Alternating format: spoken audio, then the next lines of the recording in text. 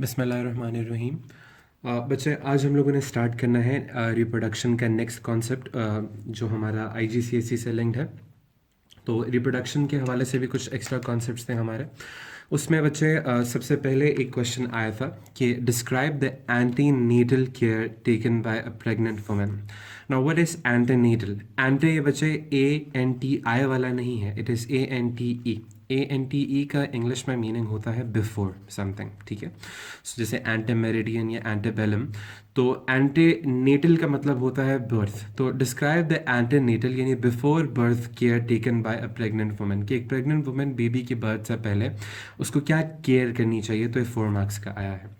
तो ये क्या केयर करनी चाहिए, उसके कुछ स्टेप्स हैं। Number 1, avoid smoking. सबसे पहले ये कि avoid smoking and excessive alcohol. सबसे पहले ये कि स्मोकिंग और अल्कोहल को अवॉइड करना है, ये दोनों चीज़ें कंज्यूम नहीं करनी। Number 2, maintain a healthy diet. एक हेल्दी डाइट रखनी है, एग्जाम्पल प्रोटीन्स एंड आयरन वगैरह, क्योंकि ब्लड लॉस बहुत ज़्यादा होता है और प्रोटीन बच्चे की ग्रोथ के लिए। फिर attend antenatal classes. Antenatal classes attend करें फॉर मेडिकल चेकअप के लिए and advice about labour birth and looking after the new born baby. इसके अलावा कि आप लेबर बर्थ और लुक आफ्टर कैसे कर सकते हो, तो एंटीनेटल क्लासेस ज्वाइन करें। एंड अवॉइड एक्स्ट्रा मेडिसिन, और एक्स्ट्रा मेडिसिन लेने से रोकें, क्योंकि हमने पढ़ा था कि हमारे जो आगे ऑफस्प्रिंग है उसके अंदर भी ये विड्रॉल सिम्टम्स नज़र आ सकते हैं। So these are the taken cares which should be taken regarding the antenatal measures, ठीक है। तो इसके बाद अब हम देखते हैं कि बाकी कॉन्सेप्ट्स। अब एंटीनेटल केयर के बाद बच्चे क्या होता है कि लेबर एंड बर्थ होती है। What is labour? Labour is the final part of the birth. ये होता है final part of the birth के। इसमें होता क्या है कि इफ़ यू रिमेंबर, तो होता क्या था कि जो फीटस था वो एक्चुअली ऊपर हमारा प्लेसेंटा होता था, उससे लिंक्ड होता था फीटस, और नीचे होता था यूटेरस, और यूटेरस से नीचे सर्विक्स होता था जो डायलेट करता था। ये सारी चीज़ें हमने पीछे पढ़ी हुई हैं। तो labour in the final is the final part of the birth. The amniotic sac breaks. Amniotic sac जिसमें वो बेबी होता है वो ब्रेक कर जाता है। Muscles in the uterus wall contract. जो मसल्स होता है यूटेरस वॉल में वो कॉन्ट्रैक्ट करते हैं। The cervix dilates. जो सर्विक्स होता है वो डायलेट कर जाता है। The baby passes through the vagina lubricated by amniotic fluid। और जो बेबी है वो वजाइना से पास होता है by the help of amniotic fluid। उसके बाद जब वो उसकी बर्थ हो जाती है तो आप देखते हो कि उसके जो बेली बटन होता है वहाँ पे एक कॉर्ड होती है जिसको हमने पहले भी पढ़ा था, umbilical cord is tied and cut. इसको टाई करके कट कर दिया जाता है। The baby is delivered after the birth. फिर उसको डिलीवर यानी कि उसको प्रॉपर उसकी केयर की जाती है। The placenta is delivered later. फिर बाद में जो प्लेसेंटा होता है उसको खींच के निकाला जाता है to prevent any infection develop in the uterus, ताकि कोई बाद में इन्फेक्शन डेवलप ना हो जाए। तो एमनियोटिक सैक ने ब्रेक किया, मसल्स ने कॉन्ट्रैक्ट किया, सर्विक्स ने डायलेट किया, जो वो था बेबी था उसने पास आउट किया वजाइना से। उसके बाद फिर वो अम्बेलिकल कॉर्ड जो थी उसको कट किया जाता है, बेबी की डिलीवरी की जाती है। उसके बाद में वो प्लेसेंटा को भी रिमूव कर दिया जाता है। So this is the whole procedure. ये MCQs में आता है सीक्वेंस के साथ। तो ये इसका सीक्वेंस है जिससे लेबर और बर्थ होती है। अब हम आते हैं नेक्स्ट कॉन्सेप्ट पे कि अगर व्हाट इफ़ प्रेगनेंसी ना हो तो उसके मेजर्स क्या है, कि किसी को अगर हम लोगों ने प्रेग्नेंट होना है तो वो प्रेगनेंसी के लिए क्या मेजर्स होने चाहिए। तो सबसे पहले FAQ है कि some women are unable to become pregnant, कि कुछ वुमेन जो है वो प्रेग्नेंट नहीं हो सकती बिकॉज दे और देयर पार्टनर आर इनफर्टाइल, क्योंकि या तो वो या उनका पार्टनर इनफर्टाइल होता है। तो इस पे FAQ पास पेपर में आया था कि suggest reasons why a man and a women में बी इनफर्टाइल, कि बताएं एक मैन कैसे इनफर्टाइल हो सकता है और एक वुमेन कैसे इनफर्टाइल हो सकती है। तो ये क्वेश्चन हमने पहले भी रिप्रोडक्शन में किया था कि मैन के इनफर्टाइल होने के रीजंस क्या हैं, कि he can not produce sperms. सबसे पहले कि वो स्पर्म्स प्रोड्यूस नहीं कर सकता, या फिर अगर स्पर्म प्रोड्यूस होते तो sperm can not move. Sperm इतने पावरफुल नहीं होते कि वो मूव करें। या रिड्यूस स्पर्म काउंट, ये जो स्पर्म काउंट होता है वो बहुत कम होता है जिसकी वजह से प्रॉपर वहाँ पे जा नहीं सकते। या blocked epididymis. If you remember epididymis क्या होता था, वो बिल्कुल टेस्टिस के साथ लिंक्ड एक हाईली कॉइल्ड कॉर्ड होती थी और वो आगे जाती थी हमारी उसके साथ स्पर्म कॉर्ड के साथ जाती थी, तो स्पर्म डक्ट के साथ। तो ये एपिडिडमिस अगर ब्लॉक हो गया तो स्पर्म नहीं जा सकते। या फिर result of an STD, example gonorrhoea, या फिर किसी STD का रिजल्ट होगा जैसे गोनोरिया वगैरह। या फिर विसेक्टमी किसी ने करवाई है। फिर हमें विसेक्टमी क्या होती थी कि हम लोग जो स्पर्म डक्ट था उसको ब्लॉक कर देता था। सो ये सारे रीजन है जिसकी वजह से एक मेल इनफर्टाइल हो सकता है। फीमेल के इनफर्टाइल होने की वजह क्या है? फीमेल के इनफर्टाइल होने की वजह यह है in a woman low concentration of FSH, शायद FSH प्रोड्यूस नहीं हो रहा है। फिर रिमेंबर FSH क्या होता था, फॉलिकल स्टिमुलेटिंग हार्मोन, जो प्राइमरी फॉलिकल को कन्वर्ट करता था ग्राफियन फॉलिकल में। तो जब वो फॉलिकल ही नहीं कन्वर्ट होगा तो इसका मतलब है कि एग ही नहीं डेवलप होगा। जब एग नहीं डेवलप होगा तो स्पर्म का कोई फ़ायदा ही नहीं आने का। तो FSH जब नहीं तो एग डेवलप या स्टिमुलेट नहीं होगा। So low concentration of FSH, follicles do not develop. इसके अलावा डैमेज या कट ओविडक्ट, ये भी हो सकता है कि ओविडक्ट यानी जहाँ से वो ट्रैवल करता था एग, वो कट हुआ हो। ये एम्ब्रियो कैन नॉट इम्प्लांट, या फिर एम्ब्रियो जो है वो फॉर्म तो हो गया लेकिन वो इम्प्लांट नहीं हो पा रहा।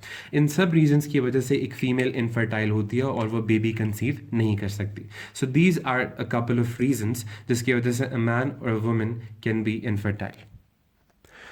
तो अब बच्चे, इफ़ यू रिमेंबर, हमने पढ़ा था कि जिनको इस तरह के प्रॉब्लम्स आ रहे हैं तो उनको फर्टिलिटी ड्रग्स दी जाती हैं। हम लोगों ने रिप्रोडक्शन में भी पढ़ा था। तो अब उन्हीं पे फर्दर क्वेश्चंस है कि women having difficulty can be help by taking fertility drugs, यानी the women who can not conceive a child can be given fertility drugs. Now describe how fertility drugs help women to become pregnant. Describe how they help women to become pregnant.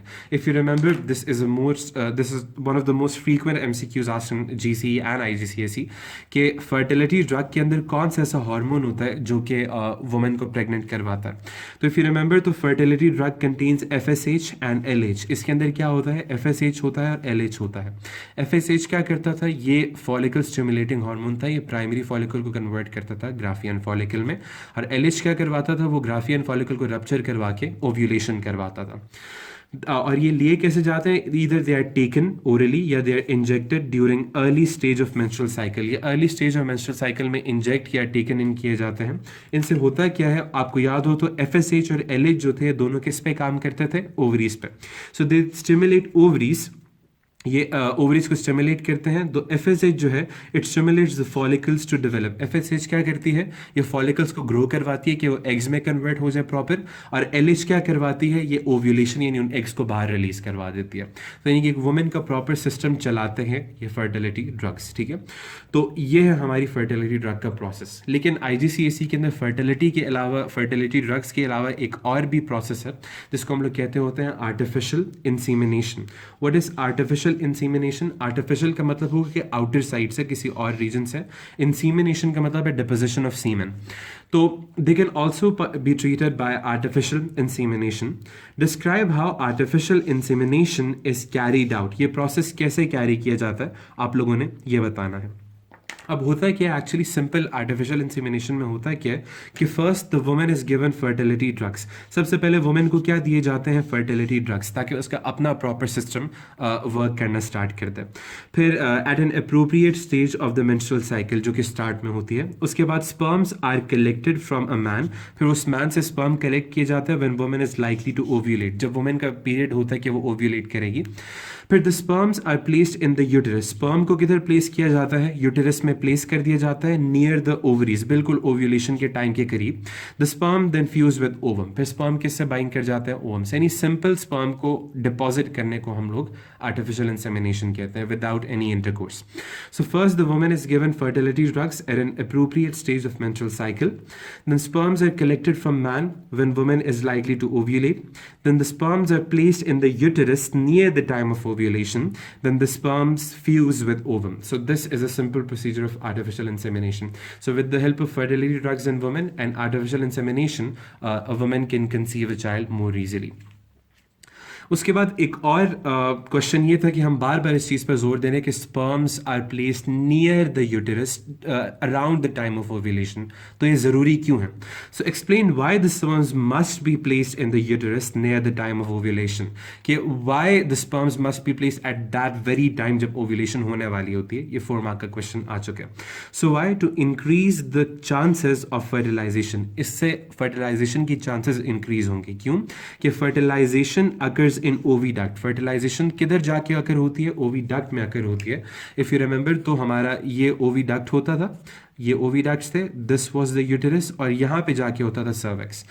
तो sperms can survive only for a few days in the oviduct. Sperm जो बहुत कम दिनों के लिए oviduct में survive करता है। तो अगर आप बहुत दिन पहले डिपॉजिट कर दोगे और ओव्यूलेशन काफ़ी दिनों बाद होनी हुई तो स्पर्म की तब तक डेथ हो जाएगी। तो इसीलिए स्पर्म्स को वहाँ तक डिपॉजिट करवाने के लिए आप लोग एग्जैक्ट कुछ दिनों पहले करते हो। So they are placed in uterus not in vagina. दूसरा इनको किधर प्लेस किया जाता है? यूटेरस में। वजाइना में नहीं किया जाता क्योंकि स्पर्म वहाँ तक पहुँचते हुए उनको मुश्किल होगी। So sperm will be less likely to die. तो स्पर्म्स यहाँ पे उनकी डेथ का चांस बहुत कम हो जाएगा। सो इंक्रीज चांस कैसे किया आपने? सबसे पहले आपने ये इंक्रीज चांस किया कि उसी टाइम के करीब आपने स्पर्म को डिपॉजिट किया ताकि कुछ दिनों बाद डेथ ना हो जाए। नंबर 2 आपने क्या किया? आपने मेक श्योर किया कि स्पर्म यहाँ तक पहुंचे तो आपने यूटेरस के अंदर उनको डिपॉजिट किया ताकि वो ओविडक्ट में जा सकें। अगर आप सिंपल वजाइना में करोगे तो उनको वहाँ तक जाने का बहुत कम चांस है। सो ये सारी प्रोसेस आपने किए ताकि artificial insemination can be easier. एक और क्वेश्चन बचा है जो आया था आर्टिफिशियल इंसेमिनेशन पे, वो पार्ट ई है कि the success rate of artificial AI यानी आर्टिफिशियल इंसेमिनेशन इज 16%। कि सक्सेस रेट आर्टिफिशियल इंसेमिनेशन का 16% है। Suggest how the success rate of artificial insemination is calculated. ये कैलकुलेट कैसे किया जाता है? तो कैसे कैलकुलेट किया जाता है कि सबसे पहले परसेंटेज है। मैथ्स जरा सोचें दिमाग में, परसेंटेज है। तो परसेंटेज का मतलब क्या है कि आप टोटल में से इसको निकालते होगे। तो होता क्या है कि सबसे पहले नंबर ऑफ वुमेन प्रेग्नेंट को आप देखते हो। तो number 1 you look up to the women who are pregnant, number of women pregnant. Then out of all women who have taken artificial insemination, उनमें से जिन्होंने artificial insemination ली थी and then taken as a percentage out of 100, फिर उनको क्या किया जाता है? परसेंटेज के तौर पे लिया जाता है। यानी कि सपोज हम लोगों ने 100 औरतों को जो है आर्टिफिशियल इंसेमिनेशन प्रोवाइड की, लेकिन उसमें सिर्फ 16 औरतें प्रेग्नेंट हुई। तो 16 डिवाइडेड बाय 100 इंटू 100। तो इस तरह आप लोगों ने परसेंटेज निकाल दी। तो यानी जितनी टोटल वुमेन को आपने आर्टिफिशियल इंसेमिनेशन करवाई उसको हमने प्रेग्नेंट वुमेन के साथ डिवाइड किया और मल्टीप्लाइड बाय 100 किया, तो हमारा परसेंट आ गई कि इसका सक्सेस रेट कितना है। तो ये है हमारी आर्टिफिशियल इंसेमिनेशन से रिलेटेड लास्ट क्वेश्चन। अब अगर हम लोगों ने बर्थ को रोकना हो तो फिर उसके लिए कौन सी ड्रग्स होनी चाहिए? बर्थ कंट्रोल, जिनको हम लोग कॉन्ट्रासेप्टिव्स कहते थे, अब हमने उनको देखना। तो if you remember, hormones can be used as a birth control mechanism. हमने पीछे देखा कि हार्मोन्स यूज होते थे बर्थ करवाने के लिए फर्टिलिटी में। कौन कौन से हार्मोन्स? FSH और LH। लेकिन अगर आपने वो वाले हार्मोन्स यूज करने जिससे बर्थ रुके तो वो कौन से हैं? तो describe the use of named hormone in chemical method of a birth control.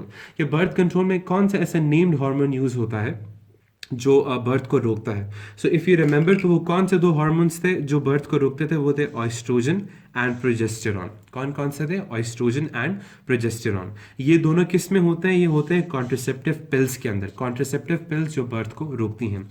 Remember, progesterone और ऑयस्ट्रोजन क्या करते थे? मेंस्ट्रुअल साइकिल आप थोड़ा रिवाइज कीजिएगा कि उसमें क्या करते थे? They prevented the release of FSH। ये FSH के रिलीज को रोकते थे, हेंस प्रिवेंटिंग फॉलिकल डेवलपमेंट। जब FSH नहीं निकलेगी तो क्या फॉलिकल्स डेवलप होंगे? नहीं। इसके अलावा ये किसको रोकते हैं? They inhibit the release of LH। ये LH के रिलीज को रोकते हैं, हेंस प्रिवेंटिंग ओव्यूलेशन। तो ना ही फॉलिकल डेवलप हुए ना ही ओव्यूलेशन हुई। Inhibit sperm movement through the cervix. इसके अलावा स्पर्म की मूवमेंट को रोकते हैं सर्विक्स में। Kills the sperm in vagina, ये वजाइना में स्पर्म को मार देते हैं। एंड दे प्रिवेंट इम्प्लांटेशन, और इम्प्लांटेशन को रोकते हैं। तो आप लोग देख रहे हो कहीं से भी कोई चांस ये नहीं छोड़े रिप्रोडक्शन या प्रेगनेंसी का। तो oestrogen and progesterone are used in birth control pills, while FSH and LH are used in fertility drugs.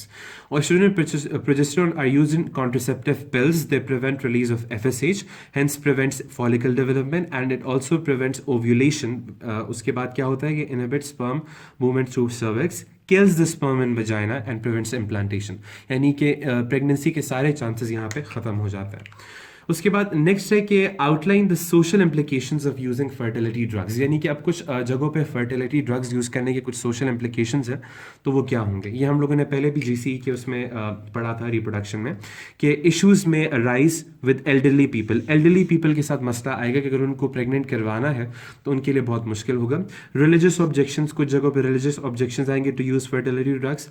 इसके अलावा हाई कॉस्ट ऑफ ट्रीटमेंट, इसके अंदर कॉस्ट बहुत ज़्यादा लगती है। फिर फर्टिलिटी ड्रग्स क्या होता है कि मल्टीपल बर्थ्स हो सकती हैं। अ बर्डन फॉर फैमिली, जिसकी वजह से फैमिली पे बर्डन आ सकता है, एंड इंक्रीज पॉपुलेशन, और इसकी वजह से फिर एबनॉर्मल बहुत ज़्यादा जब बर्थ्स होती हैं तो फिर पॉपुलेशन इंक्रीज कर जाती है। क्योंकि एक नेचुरल मेथड जब बच्चा होता है तो उसके अंदर तो ये तो एक फिक्स्ड अमाउंट ऑफ बर्थ हो सकती है, लेकिन आर्टिफिशियल इंसेमिनेशन फर्टिलिटी ड्रग्स में कोई फिक्स अमाउंट ऑफ एग्स या फिक्स अमाउंट ऑफ स्पर्म्स नहीं होता है, तो उसमें यूजुअली मल्टीपल बर्थ्स का प्रॉब्लम आता है, यानी डिजायर्ड एक चाइल्ड होता है लेकिन बहुत ज़्यादा हो जाता है, जिसकी वजह से फैमिली भी बर्डन आता है और पॉपुलेशन भी इंक्रीज करती है। So these are the social implications या problems related to fertility drugs. Next बच्चे जो प्रोसेस है जिसकी मदद से बर्थ करवाई जा सकती है वो एक और प्रोसेस है जिसको हम लोग कहते हैं इन वाइट्रो फर्टिलाइजेशन। तो इन वाइट्रो फर्टिलाइजेशन जिसको IVF कहा जाता है, इससे भी बर्थ करवाई जाती है। No what is in vitro fertilization? In का मतलब होता है inside, vitro is actually a glassware or an artificial platform या लेबॉर्ट्री जिसको कहा जाता है। सो इन वाइट्रो फर्टिलाइजेशन यानी कि फर्टिलाइजेशन इन द लेबॉर्ट्री में फर्टिलाइजेशन की जाती है। ये एक्चुअली उन वुमेन के लिए होती है जिनके ओविडक्ट्स इतने प्रॉपर काम नहीं कर रहे होते, तो स्पर्म और ओवम और एम्ब्रियो का बनना बहुत मुश्किल होता है, तो लैब में एम्ब्रियो बनाया जाता है, फिर एम्ब्रियो को इम्प्लांट किया जाता है इस जगह पे जहाँ पे मैंने एक्सपोर्ट किया। अब होता कैसे है कि सबसे पहले फीमेल के जो एग है with the help of a syringe वो लिए जाते हैं, उसके बाद वो एग जो है वो एक ग्लासवेयर में रखे जाते हैं और उसको स्पर्म के साथ फ्यूज़ करवाया जाता है, फिर proper nutrition, environment, temperature, pH सब कुछ प्रोवाइड किया जाता है और ये वहीं पे कन्वर्ट होता है एम्ब्रियो के अंदर। जब वहाँ पे माइटोसिस करके वो एम्ब्रियो में कन्वर्ट होता है, ये एम्ब्रियो फिर इम्प्लांट कर दिया जाता है वापस फीमेल के अंदर। So this is in vitro fertilisation. अब इसके ऊपर क्वेश्चंस क्या आते हैं हम लोग वो देखते हैं। सबसे पहले कह रहे हैं कि state the purpose of the syringe, कि what is the purpose of the syringe. तो सिरिंज का पर्पस क्या है कि टू रिमूव द एग्स या to remove the ova, ovum single ova ज्यादा, so to remove the ova. Part B is name a hormone that would be injected to stimulate the egg cell development। पता है कौन सा hormone inject किया जाएगा कि egg cell develop करें? तो एग्स के लिए कौन सा होता है? FSH, और ओव्यूलेशन के लिए कौन सा होता है? LH। सो FSH और LH यूज किए जाते हैं फॉर द रिलीज ऑफ ओवा। Part C is state when during the menstrual cycle this hormone should be injected. अच्छा बच्चे, मेंस्ट्रुअल साइकिल से रिलेटेड जब भी क्वेश्चन आता है तो बच्चे एकदम घबरा जाता है, तो आप लोग ना पहले तो सोचा करें मेंस्ट्रुअल साइकिल इज ईजी, थोड़ा सा वो डिटेल्स उसमें ज़्यादा है उसको लर्न किया करें। तो कह रहे हैं कि state when during the menstrual cycle this hormone should be injected. तो कब इंजेक्ट होना चाहिए? तो खुद सोचा कि कब इंजेक्ट होना चाहिए। ये तब इंजेक्ट होना चाहिए जब हमारे एग्स डेवलप करेंगे। एग्स कब डेवलप करते हैं? डे 1 से लेके डे 10 के दरमियान में। So start of a new cycle आपको बिल्कुल स्टार्ट में करना चाहिए, यानी डे 1 से डे 10 के दरमियान में इसको इंजेक्ट करना चाहिए। नेक्स्ट बच्चे क्वेश्चन है कि discuss the social implications of IVF। IVF के सोशल इम्प्लीकेशंस क्या हैं? तो इसके भी कुछ पॉजिटिव और नेगेटिव सोशल इम्प्लीकेशंस हैं। तो अब हम देखते हैं पॉजिटिव सोशल इम्प्लीकेशंस क्या हैं और नेगेटिव सोशल इम्प्लीकेशंस क्या हैं। सबसे पहले अगर पॉजिटिव की तरफ आए, एडवांटेजेस की तरफ, तो allows infertile couples to have children. तो ये क्या करता है? ये अलाउ करता है इनफर्टाइल कपल को कि उनके चिल्ड्रन हों। फिर genetic screening before implanting possible, और इसके अलावा आप ये भी देख सकते हो कि जेनेटिक स्क्रीनिंग कर सकते हो बिफोर इम्प्लांटेशन कि आया एम्ब्रियो में कोई प्रॉब्लम है या नहीं है। फिर स्टोरेज ऑफ एम्ब्रियो पॉसिबल, आप एम्ब्रियो को स्टोर भी कर सकते हैं। Allow stem cell research on embryo, इसके अलावा से फ़ायदा होता है कि आप स्टेम सेल्स की रिसर्च कर सकते हो। स्टेम सेलों में हमने पहले भी पढ़ा था कि बेसिक सेल्स हमने पढ़े कैसे थे, एक्चुअली वो यहीं से पढ़े थे हमने। तो allows infertile couples to have children. इसके अलावा genetic screening before implanting possible, ताकि कोई अगर फीटस में कोई प्रॉब्लम है तो इम्प्लांट ना किया जाए। Storage of embryo possible and allow stem cell research on embryo. लेकिन इसके कुछ नेगेटिव भी हैं। सबसे पहले कि रिलीजियस कंसर्न्स अबाउट IVF, कुछ रिलीजन्स में ये बैंड है। एक्सपेंस ऑफ फर्टिलिटी ट्रीटमेंट, और ये एक्सट्रीमली एक्सपेंसिव है। फिर may not treat infertility successfully, शायद समटाइम्स ये इनफर्टिलिटी को सक्सेसफुली ट्रीट ना कर सके क्योंकि कुछ वुमेन जो है वो एम्ब्रियो तक को कंसीव नहीं कर सकती। And may lead to multiple births, और वही प्रॉब्लम भी आ सकती है कि मल्टीपल बर्थ्स भी यहाँ से हो सकती हैं क्योंकि ये नेचुरल मेथड नहीं है। So these are the concepts related to the reproduction in animals and mammals। तो यहाँ तक के हमारे concepts थे, आप वीडियो को दोबारा से रिपीट करके पढ़ लें।